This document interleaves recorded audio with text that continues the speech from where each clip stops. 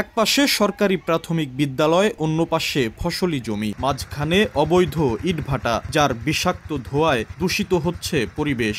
স্বাস্থ্য ঝুঁকি নিয়েই ক্লাসে কোমলমতি শিক্ষার্থীরা। পদ্মাপাড়ের জেলা রাজবাড়ীর ৫ উপজেলায় ফসলি জমি, আবাসিক এলাকা ও শিক্ষা প্রতিষ্ঠানের পাশে গড়ে উঠেছে এমন অসংখ্য ইটভাটা।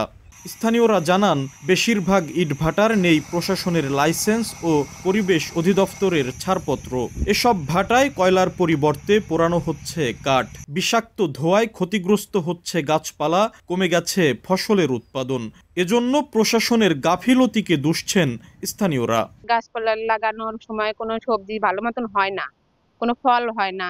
অবৈধ এসব ইটভাটার বিরুদ্ধে দ্রুত ব্যবস্থা নেয়ার আশ্বাস জেলা প্রশাসন ও পরিবেশ অধিদপ্তরের। পরিবেশ অধিদপ্তরের তথ্য মতে রাজবাড়ী জেলার ৭০টি ইটভাটার মধ্যে অনুমোদন আছে মাত্র ২০টির।